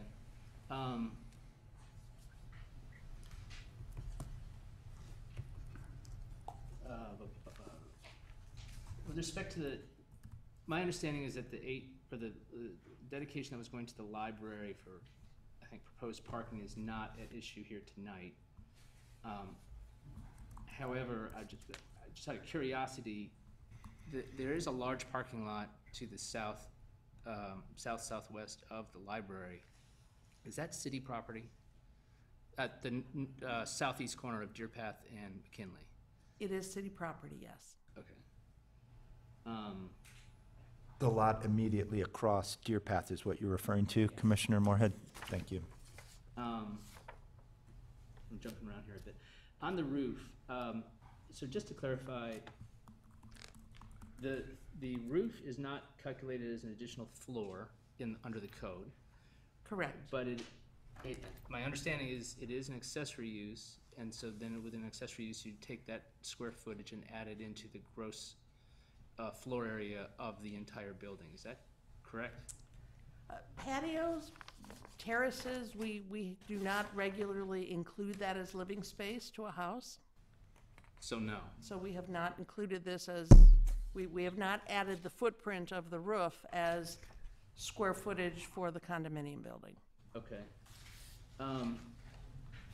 And with respect to the roof, again, I mentioned this in a different matter in front of the Planning Commission, and I just want to check with you on this because I feel it's important. But my read of the code is that 2 egresses are required for private rooftop spaces. And to be specific, it's section 150.220 of the Lake Forest Code, which incorporates I guess the International Building Code, section 1006.3. So ordinarily, it appears that 2 egresses would be required. There are exceptions to that, but it was never really clear in that old petition and this one if these buildings fall under the exceptions. Can you speak to that were accepted Again, out? I can speak generally to it. I know that our plan reviewer did look at the code very closely, both the local codes and the national codes with respect to the roof patios in buildings 1 and 2, and found that they comply. Okay. So I can't speak more technically to that, but. But it's been blessed, more or less. Okay. And then I think this is my last question. If it's hypothetically, if this development were approved by all the appropriate city bodies, would this trigger any setback issues on what is, I think it's a 373 property, the property just to the east? Would there be any trigger any setback issues for a future development there that we're not aware of? The 373 property is not part of this request. So there's the standard setbacks that apply to that property, and I believe there are some special setbacks on that plat. Those would apply unless the developer requested a variance. If a variance was requested for that single-family lot, that would go through the Zoning Board of Appeals through the normal process. That property is not part of this plan development and not part of this petition. Right, but just since the petitioner owns that property, just to clarify, if that property had to go through a variance request for a setback, the hardship would be self-induced, or they would have created their own hardship by this development. Is that fair? As you are aware, there is a criteria for variances that states that the hardship cannot be created by a current or prior property owner. So certainly the zoning board would take that into consideration. Okay. Okay, that's all I have. Thank you. Thank you, Commissioner Moorhead. Yeah, Commissioner Davey. I've got a series of questions, and I wasn't on the Plan Commission in 2016, and I wasn't on the Plan Commission in 2021. I've read all the documents, of which there are volumes, and watched lots of videos. As just a concerned community member, and I, like Ms. Sweeney, I think I got your name right, like to make things simple. So I'm going to ask some questions. They may seem rudimentary for some folks here, but I just want to make sure that I'm understanding where we are. So, Can I have you pause right there? These are questions either to the city or to the petitioner. There's still an opportunity, we're not at that point yet, to have discussion and comments among just the commission Okay. members. Yeah. So fine. That's fine. Thank you. Yeah. So, but I just wanted a couple things. One, so, you know, the changes that have been made by the developer, this is a function, and some of this may go to the attorney, and that's okay, right? I can ask the city attorney. Are a function of this settlement agreement, right? So this is addressing concerns that were raised in this litigation, correct? The petitioner did submit this revised plan as part of settlement negotiations, Okay. yes. And the plan was directed by the city council to be submitted to the plan commission and the HPC as part of that settlement agreement. Okay, great. And Ms. Cerniak, so, and we're going from what was originally one building to 2 buildings, but it is part of this overall modified plan. It's all one plan. So like you said, the house is one unit within the plan, so to speak. It will be a single-family standalone home, but it's effectively a unit within the plan. Correct. It's part of the larger plan development, phase 3 of the larger plan development. Right, and you said before the square footage of the condo building is being reduced from the original plan, right? The condo, but the overall square footage is going up slightly. Correct. But the total unit amount is either going to be the same or reduced by 1 unit. Correct. Okay. Okay, great. And that setback, really, the further setback is just to accommodate the streetscape issue on Westminster, right? Because we have to put a single-family home potentially in that spot, and that kind of addresses this issue that was raised of having a condo building sitting on Westminster by the neighbors. The condominium building is shifted away from Westminster, Right. Westminster further to the south, encroaches in the open space to the south to accommodate a single-family house on Westminster and to allow the condominium building to be less prominent on the Westminster streetscape. Okay. I do have more questions, but I'm going to hold on to them until we get into the next phase. Thank you. At this point, I'm going to look to my fellow commissioners. Would we like to take a 3-minute break here? We've been doing this an hour and a half before we do comments amongst ourselves, and we'll come back. I see some. Public testimony. Public testimony period did close. Okay. Thank you, Commissioner Douglas. The public testimony comment period is closed. It would be the appropriate time now to take a break in this meeting process before we have the discussion and comment period with just the commissioners themselves. So we'll take a 2-minute break. I'm going to look for a more accurate time here on my phone. It's 8:03 at 8:15. Come back? Okay, thank you.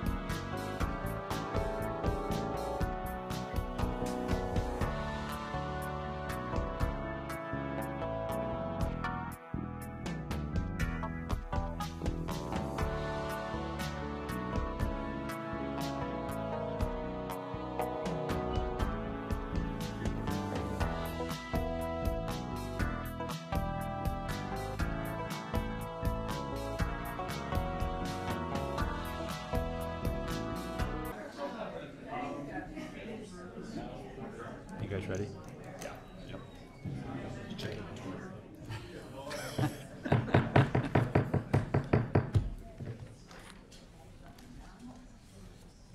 Thank you, everybody. At this time, there are some questions that some of the commissioners have and would like to make to the city. So I'm going to reopen the commissioners' opportunity to ask questions to the city or to the city's attorney.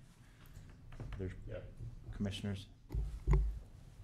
Just continuing on that line of questioning before, there were some topics brought up by some of the speakers. I just was curious to get some perspective from either the city or the city attorney on. So Mr. Terosian had brought up this McNaughton case. I followed it a little bit, but just curious as to, council's perspective on whether that's germane to this or not. Certainly.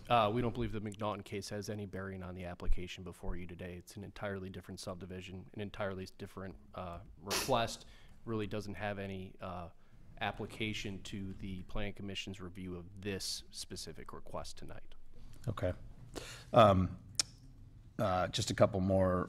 Ms. Athenson brought up, I think it was the third criteria, the use and enjoyment criteria. I mean, I know they brought up a few other issues as well, but on that one, I also, I think it was Mr. Daly who talked about property values. So I was just curious as to, when I read the staff report, it said that no one had brought forth any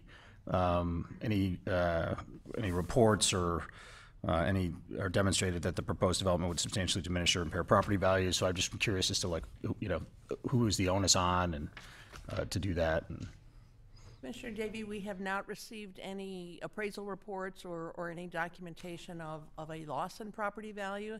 In this case, we actually have 2 buildings in this development completed. We know that those units all sold rapidly, were in demand, sold actually even before the recent market surge for strong values. We have not seen, anecdotally, we haven't seen any indication of values in the surrounding neighborhoods being negatively impacted. In fact, as we all know, over the last couple of years, the market has been very strong. We've seen an increase in sales, which is slowing a bit now, but also price increases. So we have not received any documentation that would indicate that there is a diminution of value as a result of this development or of the third phase specifically. okay. Can I? Okay, go ahead. So Kathy, I'm just wondering, is this something that for every petition, and I don't want to digress too far from where we are right now, but for every petition, does city staff do a certain level of research on this, maybe talk with local realtors to kind of determine, I mean, it's an important criteria, and I just kind of wondered, what is the level of effort that the city staff does to kind of address this particular criteria? In some cases, depending on the development that's proposed, the developer may submit an appraisal. The city itself, I don't remember us going out for an appraisal, but certainly we look at the history, we look at the surrounding area, we look at whether the area is depressed, whether it might benefit from redevelopment, but we certainly take that into account. We don't ordinarily do any specific study. Okay, thank you. Yeah, I'm good. Thank you. Do you have any other questions? Yeah, I had one kind of follow-up question. So there's been a lot of talk about the master plan development of 2016 and some subsequent development that was 2017, I believe. But Kathy, you were stating specifically that we are looking at a revision of a special use permit that was approved in 2021. So is it fair to say that anything prior to 2021 really is not germane to our discussion or deliberation tonight? Would that be fair to say that, or? There is an approved special use permit from April 2021. And what is in front of you tonight is a modified plan that would, if approved by the city council, would be an updated exhibit to that special use permit. The special use permit that exists would be amended to incorporate a revised site plan, a modified site plan.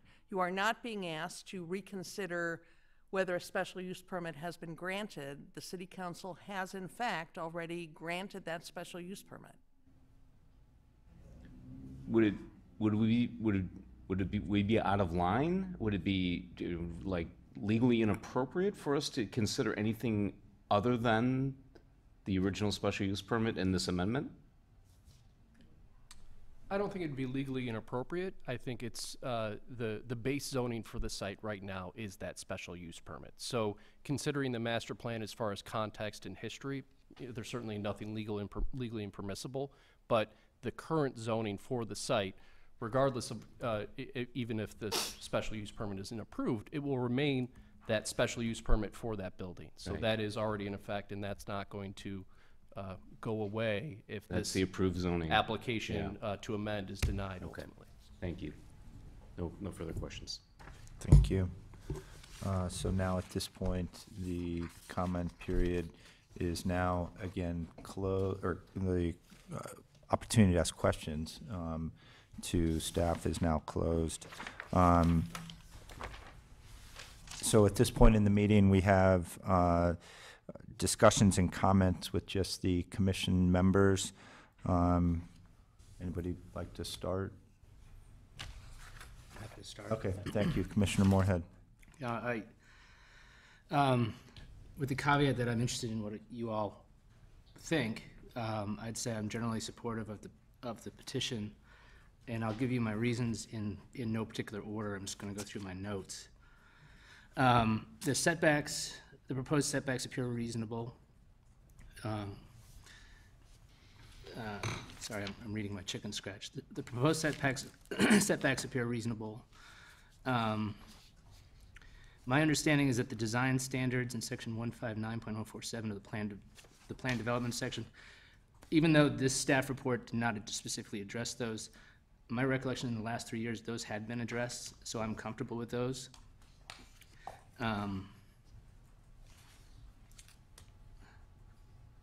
It appears that it substantially, or sorry, let me rephrase that. It appears that it complies with the special use permit criteria, so it would satisfy that from my perspective. With respect to the 2016-17 master plan, I feel that it does substantially comply, or I would say conform with that. My understanding with this master plan is not equivalent to a plat of subdivision. It has to be strictly followed. It's a guiding document, and this petition is substantially in compliance with that, especially relative to the prior petition we reviewed in 2021. In addition, there are the McKinley Road redevelopment recommendations that were modified by the Plan Commission on August 17th, 2016. I'm reading that just to get it in the record, which I thought was part of the master plan. Maybe they aren't, but I went through those as well, and I believe, with respect to the items that we're supposed to consider, that this petition substantially complies with that as well. So I think that gives a great deal of comfort. With respect to, there was a reference in one of the written submissions about the 2016 cultural corridor. I don't know if that's still relevant or not, since the Masonic Temple is not still on the property, but this appears to comply with that in 3 important ways. One, it continues to keep the office uses to the west side of the railroad tracks. It reduces the parking needs in the library area by shifting from an office use to a residential use, which creates fewer car trips, let's say it that way. And it opens up a path from the Gorton Center on Illinois Road all the way through to Westminster, which is one of the goals of the cultural corridor. Whether that's still relevant, I don't, it might not be, but that's an important point. I note the green space in the south end is still there. I didn't compare the dimensions, but in my opinion, it's in a better place than where it had been in the 2021 petition, where it's directly behind the library. It seems functionally better. And then with respect to the library's concerns on parking, I just note, I'm not going to speak on this because it's not on point, but there is a parking lot that is adjacent to the library, a sizable parking lot that's adjacent to the library property that looks like it could be utilized for any overflow parking. With respect to the landscaping, I think it should be beefed up, especially on the east side of the building. And the landscaping on the rooftop we should be able to see an elevation of that to get a sense of how much screening there will be. On the roof, the biggest issue I had was the rooftop decks, which don't seem appropriate in the in any historic district in Lake Forest. And I was trying to think of another rooftop deck in the historic district, and I can't think of one. But the only way I could justify that for this particular development is that this is a planned development of now 4 buildings, 2 of which have already been developed with rooftop decks. And to allow rooftops on this particular building would tie into those other 2 as part of a comprehensive plan development. So that's the only way I can see it. In my humble opinion, the correct process would have been for the city to do a hearing on whether this property should remain in the historic district, and then remove it from the historic district, and then allow the rooftops, and not have the rooftops within the historic district. But be that as it may,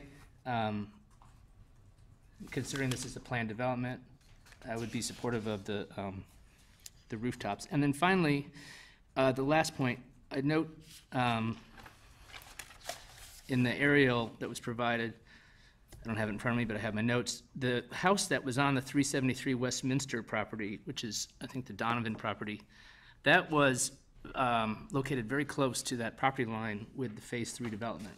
Whereas the house at 385 East Westminster is located on the other side of their property, further away from the Phase 3 development. So yes, there is an impact. Yes, it should be addressed by suitable landscaping, but there is a difference between what the potential impact would have been on the Donovan property relative to the 373 Westminster property relative to the impact on the 385 Westminster.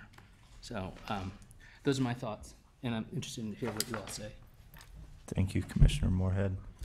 Commissioner Pasquesi. Yeah, so first I'd like to say that I agreed with basically everything Commissioner Moorhead stated. I mean, I think tonight's petition is challenging because I don't think anyone here is going to be ultimately getting exactly what they wanted, and that's the challenge. Is this petition perfect? Absolutely not. Is it better than the 2021 version? I think significantly, and I think that's what we're looking at here. To do anything other than to move forward on this petition, if we don't approve it, and correct me if I'm wrong, the 2021 special use permit is in effect, and we're now it's in litigation nonetheless, but that is in effect, correct? That's correct. Yeah. And so I'm, based on everything Commissioner Moorhead said and hearing everything here tonight, I'm inclined to be supportive of this petition. Thank you, Commissioner Pasquesi. Commissioner Davey.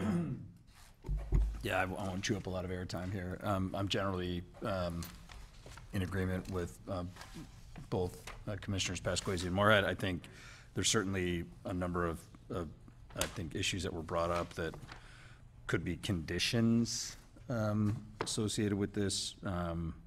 You know, this issue of, I think council brought up about, you know, creating some sort of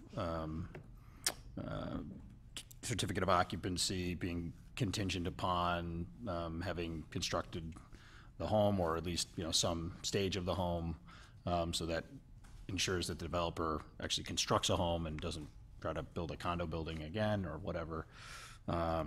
This issue of the green space that you brought up, Commissioner Moorhead, I mean, I think HPC would be reviewing that landscape plan and looking at the east side of the property. That's another thing that occurs to me that ought to be a condition. So I think there's potentially a few conditions to be discussed here, and maybe incorporated into whatever recommendation we make if we did go forward and approve a modification or modified plan here. So that's what I've got. Thank you, Commissioner Davey. I'll keep going around, and I'll go last, but go ahead, Commissioner Douglas. Yeah, I was a member of the commission that originally denied the petition that was then eventually approved by City Council in 2021. And at the time, you know, it was, and the reason was stated quite eloquently in the, you know, in the ordinance that went along with that approval by City Council. And it was that we were concerned about the potential for a broad negative impact on the local historic district resulting from the zone change associated with the two-story wider building, as well as a concern about the appropriateness of the transition offered by the development plan from the existing developments to the east and west. So I must say, you know, I still have those concerns, but City Council has kind of said, well, you're overruled. So, you know, I think the petitioner now wants to amend the special use permit, presumably to make it more palatable to the HPC. And obviously, to that point, the petition before us is much better than the 21 special use permit because it has a single-family home on Westminster and because it pulls the north facade of the condo building back to the south. It would make it a lot easier for me if the petitioner had stayed within the square footage of the approved special use permit, and if they had kept the rear yard setback and the open space associated with that. But so I might suggest that if issues arise at the next step with HPC, you know, that could be one point of concession, like if the rear of the building came back to the red line where it used to be, and if that lowered the total by the 1,600 square feet that were over what City Council approved, you know, that might be a concession to consider. But, you know, given these improvements, I think they overshadow my concerns I had in 21.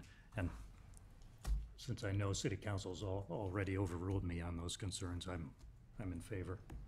Thank you. Commissioner Pickus.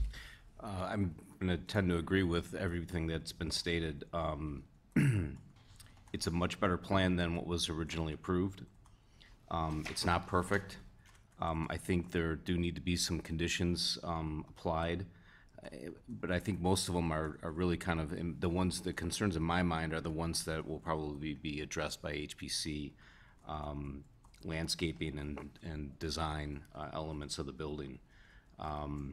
But looking at the criteria that we're tasked with looking at and reviewing and determining if it meets the criteria, I tend to believe that it does.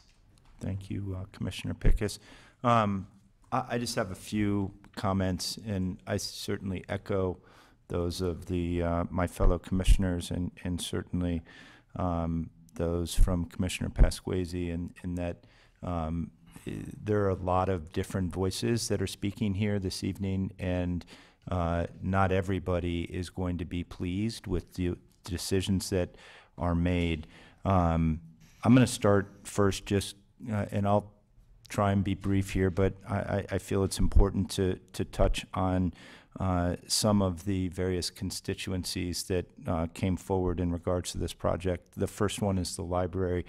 You know, like many here, I also had concerns about input from the library and the redevelopment of the McKinley Westminster project, starting back with phase 1, 2, and now finally here for phase 3. And we all had, the commissioners all had the opportunity to look back, thanks in large part to Ms. Lopat for putting a nice book together of about 50 plus pages that was truly incredible. It was an accurate reflection of the minutes and comments from the master plan, the plan commission, the historic preservation commission, the building review board, the library board, the city council meetings, going all the way back to 2011 to the present.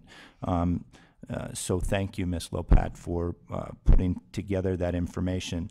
And while the library is not on the agenda this evening, it's still part of this petition, and I feel compelled to just make a couple of comments about it. And going all the way back to 2011, there have been over 50 public meetings, from the master plan meetings to the plan commission, HPC, library, and the city council.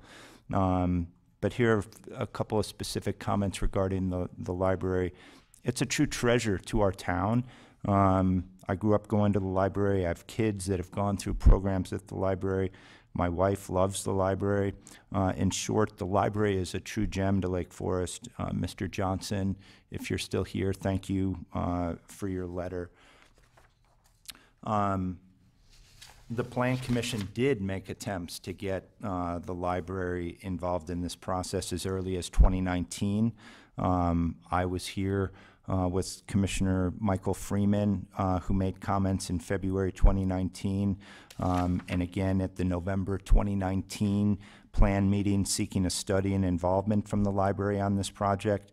At the August 12th, 2020 meeting of the Plan Commission, I personally made comments regarding the library and their involvement in seeking input from the library on this project. Again, the library is a true treasure. However, the Plan Commission can't take action on behalf of the library board, but unfortunately, we're not an advocating body. We just take the applications and apply them to the city zoning code. However, I will say that the library, like the neighbors and the city council, did not make the best decisions regarding this project. The citizens of Lake Forest deserve better, and yes, the developers deserve better. Contrary to what some may think, the city of Lake Forest needs revenue and depends on developers to achieve revenue goals. As a community of friends and neighbors, we can and must do a better job in the future. I'm going to turn and try and be brief for my comments in regards to Phase 3 of the McKinley Westminster project. I'm sort of the blessing and the curse. I think I've been on the Plan Commission the longest here. I'm going to try and focus on the procedures and standards set forth in the city's code for the recommended changes to the existing special use permit for the plan development. But to that end, procedurally, you know, how did we get here?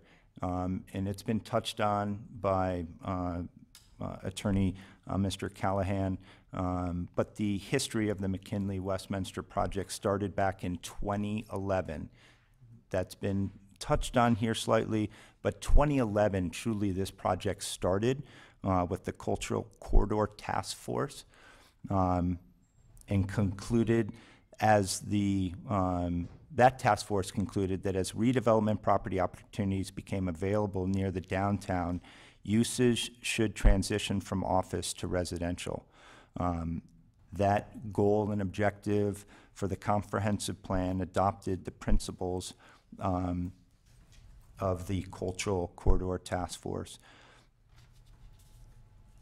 In 2016, during that entire year, the Plan Commission considered concepts for the redevelopment of the Westminster and McKinley site.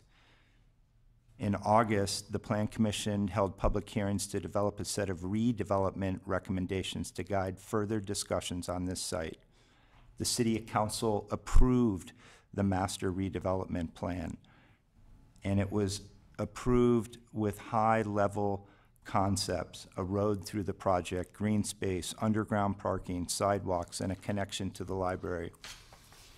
Between 2016 and 2019, the Plan Commission considered and invited public testimony at 5 public hearings on Phase 1 and 2. What I just described was the history through the approval and building of Phase 1 and 2. Again, for clarification, Phase 3 here tonight, the 361 Westminster property that the city owns, is the subject of this hearing. On Phase 3 alone, the Plan Commission has considered and invited public testimony and held hearings over the course of 9 meetings, including this meeting. So if you add in Phase 1 and 2, there's 14 public hearings that have been held on the McKinley Westminster project. If you add in the other public hearings at the Historic Preservation Commission, the Library Board, and the City Council, there have been over 29 separate public hearings on this project. The Plan Commission goes back and starts in March of 2019, where Phase 3 came before the Plan Commission. In 2020, it came before Phase 3 came again before the Plan Commissioner. The developer submitted 2 plans for the building on the site: a duplex with 2 units facing Westminster and a 3-story condo unit to the south. Comments from the neighbors in this commission were that the structure was too massive and did not fit the neighborhood. September 11, 2019, the commission held a hearing and invited public testimony again on Phase 3. The duplex was detached from the condo building, but it was only 36 feet from Westminster. The commission and public again did not care for the overall mass or the height, and generally concluded that the plans did not provide for a transition on Westminster. They also did not care for the driveway ramp that was then facing Westminster. November 14 of 2019, the duplex at that time was removed. The condo was still 3 stories. Most of the comments still did not like the mass, height, or transition on Westminster. The matter was again continued. December 2019, the Plan Commission again held hearing and invited public testimony, and again, the plan was refined. Now it was a 2-condo unit on Westminster connected to a 3-story condo. And again, the ramp was discussed being facing Westminster was not desirable.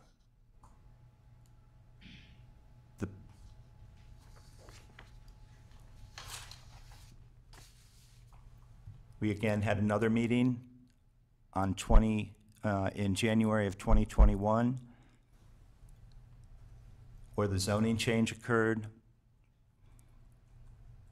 It went to the City Council, and then March 2021, it came back to the Plan Commission, and that's what we've talked about here this evening.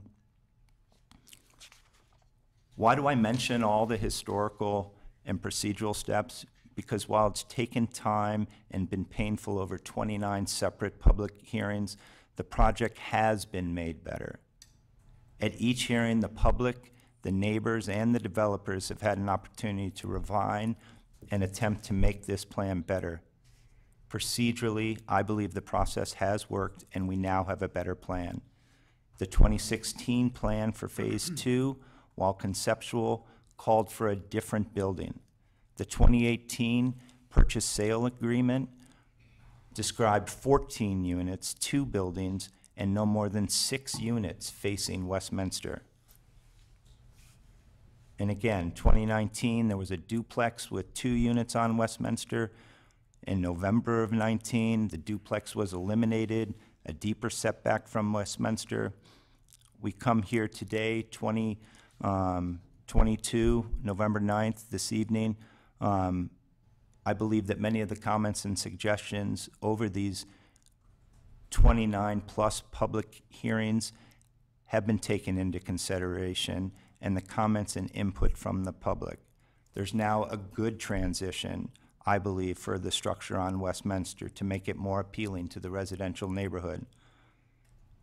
It is now what appears to be a nice 1.5-story single-family home, contrary currently being proposed on Westminster, that is similar in size and scale to the surrounding homes. The condo unit has gone from a massive 3-story unit and is now a 2-story, 6 or 7 unit. The footprint has been reduced and moved to the south 56 feet further away from Westminster. This footprint seems manageable to the site. There's been some discussion in regards to the rooftops. I'll state that the rooftop patios are permitted in the building and zoning codes of Lake Forest. Additionally, it's important to note that the city has confirmed that there have been no police complaints that have been filed relating to the rooftop buildings at 1 and 2. And it seems as if the terrace and balconies have a component, terraces and balconies, pardon me, have been a component of apartment buildings in Lake Forest since the 70s. You look back at Crystal Point, you look at condos on Oakwood. In fact, from an architectural standpoint, you could look at the Market Square Marshall Field building. The second story has an early version of outdoor balconies. Finally, it seems as if steps have been taken to mitigate the concerns raised. Finally, I specifically believe that Phase 3 of the McKinley Westminster Plan Development Project meets the specific use permit standards, and I'll comment and highlight on just a few of those special use permit standards. The use shall not be detrimental to the public. Phase 3 will provide an attractive residential units that will be consistent with the residents surrounding on Westminster. The condo unit itself will be within the walking distance of the central business district. We've touched on whether it will impair the values within the neighborhood. With the exception of a few years, the property at 361 Westminster has been a vacant and eyesore for over 50 years. The development is generally consistent with GR3 setbacks and with the other developments in the area. This building, like Phase 1 and 2, will contribute positively to the city's tax base. The use will not negatively impact the nearby business district. Again, Phase 3 will only bring value to the central business district by placing residents closer to stores and restaurants. Therefore, after spending a great deal of time deliberating on this project, and for all the reasons I've stated and others, I support the petitioner's proposed changes to the existing special use permit, which I feel meets the standards set forth in the city's zoning code. Are there any other comments? Is there a motion? Yeah, I guess I'll attempt to make a motion here. I may need a little guidance, but I would make a motion to approve an amendment to the previously approved special use permit to incorporate the modified plan development plat and site plan, including variances from standard setbacks in the GR3 district as exhibits to the special use permit and replacing the previously approved plans. You have that, Kathy? Okay. I think that probably should be conditioned upon achieving some development criteria of the single-family home to be developed at the north end of the property on Westminster in advance of the condo building receiving a certificate of occupation. At least that's what I scrawled out here, so I think that's consistent. I think it probably should be conditioned upon a direction to the HPC to review landscape plans specific to the east side of the property. I don't know if we want to limit it to that or not. If it's just the specific to, or just the whole landscape plan maybe. So condition upon direction of the HPC to review the landscape plan. I think condition upon continued cooperative efforts to underground the remaining overhead utility wires located off of, but near the development site. Was another issue that was raised, and I guess last, and consideration of ways to mitigate the impacts of construction on all the surrounding neighbors, including consideration of construction hours and days, timeline for completion of construction, construction staging, contractor parking, screening of staging areas, and other aspects as determined to be reasonable and workable by the city staff. I don't know if we have any other conditions. Those were the ones that I had written down while we were. No. So that's the motion. That's the motion. That's the motion that has been made. Is there a second to that motion? I'll second that motion. Now, are there any comments to that? Are we going to take a voice vote, or are we going to take a roll call vote? I would be happy to take a roll call vote. Chairman Dixon, Commissioner Moorhead, Aye. Commissioner Pasquesi, Aye. Commissioner Davey, Aye. Commissioner Douglas, Aye. Commissioner Pickus, Aye. Chairman Dixon. Aye. 6 ayes, no nays. The motion to recommend approval to the City Council passes. Thank you.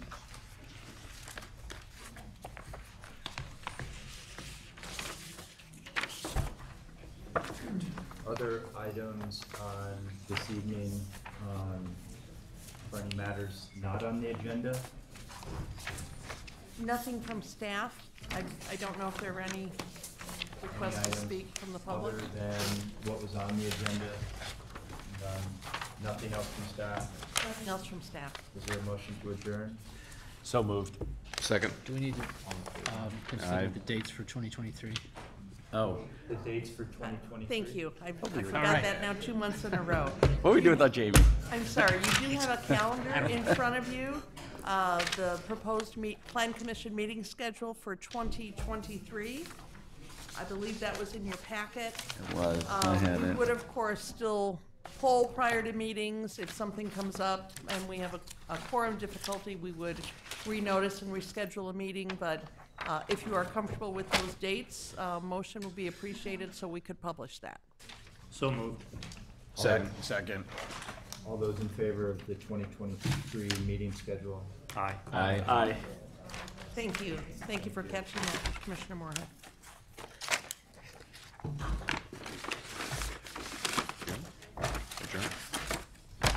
Meeting's adjourned.